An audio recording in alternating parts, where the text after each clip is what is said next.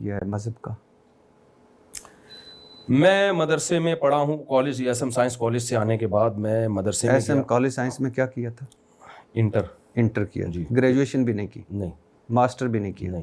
آگے انٹر میں بھی 1-2 پیپر میں نے چھوڑ دیے تھے. فیل ہو گئے تھے؟ فیل نہیں ہوا تھا، چھوڑ کے آ گیا تھا میں، بس فیل ہی سمجھ لیں اس کو. یعنی کیونکہ میں سیکنڈ ایئر میں جب تھا، امتحان آنے والے تھے تو میں مدرسے میں آ گیا، تو میرے والد صاحب نے کہا اس کو مکمل کرو. پھر میں بس کچھ پیپر دیے میں نے، کچھ پیپر نہیں دیے. مفتی طارق مسعود فرسٹ ایئر میں نے کلیئر کیا تھا، سیکنڈ ایئر میں نے پڑھا پورا، لیکن 1-2 پیپر میں نے چھوڑ دیے جان بوجھ کر. مفتی طارق مسعود انٹر فیل. دیکھیں فیل کا مطلب کچھ اور ہوتا ہے، اور پیپر سند دکھا دیں آپ پھر. ٹھیک ہے میں آپ کو سند دکھا. نہیں منٹر کی، بس اس میں یہی ہے کہ نہیں دیے تو ظاہر ہے انڈا پڑا ہوگا. انٹر فیل. اچھا فیل کہہ لیں مجھے آپ، میٹرک فیل کہہ لیں. آگے سر آگے. اس کے بعد میں آیا مدرسے میں. اچھا یہ میری غلطی تھی، مجھے انٹر کلیئر کر دینا چاہیے تھا، لیکن میرے میں جوش تھا کہ اب کشتیاں جلا کے. آپ کو تو بی اے بھی کر لینا چاہیے تھا، ایم اے بھی کر لینا چاہیے تھا. ٹھیک ہے آگے. اور 4 شادیاں اسی وقت کر لینی چاہیے تھی. خیر تو جب میں آیا تو میں پھر مدرسے میں گیا. مفتی رشید احمد صاحب ناظم آباد میں ہوتے تھے، وہاں میں نے 8 سال کا جو درس نظامی کا ہے وہ کورس کمپلیٹ کیا. اس میں عربی گرامر، فقہ، اصول فقہ، عربی ادب، تفسیر، حدیث، یہ ساری کتابیں پڑھی ہیں. اور پھر میں نے سن 2000 کے بعد پڑھانا شروع. پھر میں نے 1 سال کا تخصص فی الفقہ بھی کیا، مفتی کا کورس جسے کہتے ہیں. پھر 25 سال ہو گئے میں حدیث، فقہ اور عربی ادب، اصول فقہ، یہ کتابیں میں 25 سال سے جامعۃ الرشید میں پڑھا رہا ہوں، اور 25 سال سے فتوے کا کام میں کر رہا ہوں.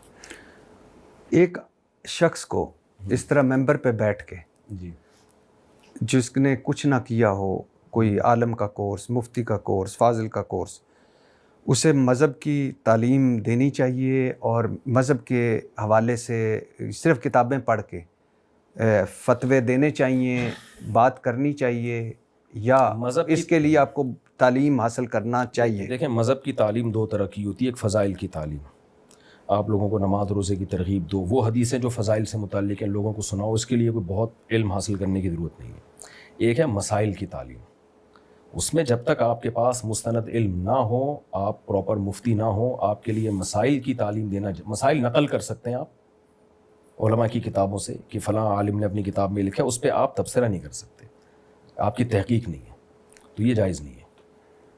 اور یہ صرف پاکستان میں ہی ہوتا ہے، باقی پوری دنیا میں کسی کو اجازت نہیں ہے اس کی. لیکن پڑھنا تو چاہیے نا. جس چیز کے بارے میں کوئی آپ اس طرح کر سکتا ہے کہ آپ نے کچھ نہ پڑھا ہو اور آپ جا کے گاؤن پہنے سفید اور جا کے آپریشن شروع کر دیں ہاسپٹل میں کہ مجھے بہت نالج ہے اس بارے میں آپریشن کرنے سے. کوئی بھی دنیا میں شعبہ ایسا نہیں ہے جو پراپر وے میں پڑھے بغیر آپ کو اس میں گھسنے کی اجازت ہو.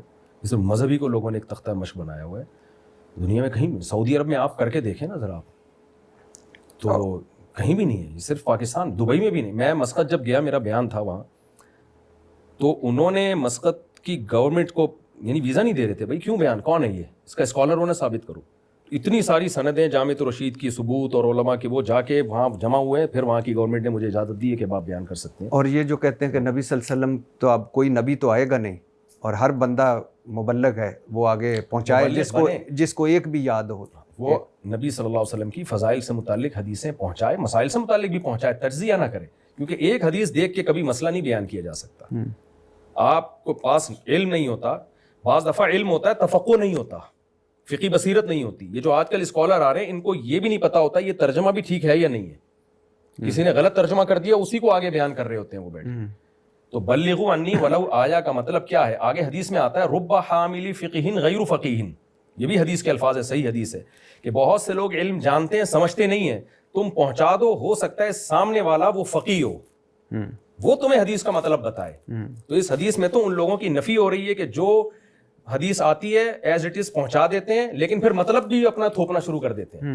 پہنچانے تک کوئی پابندی نہیں ہے شریعت میں، لیکن نبی صلی اللہ علیہ وسلم نے امت کو 2 حصوں میں ڈیوائیڈ کیا، فقیہ اور غیر فقیہ. اس لیے ہم کہتے ہیں دین مسائل کا علم فقہاء سے سیکھا جائے گا، حدیث کا علم محدثین سے سیکھا جائے گا، فضائل کا علم جس سے چاہیں سیکھیں آپ.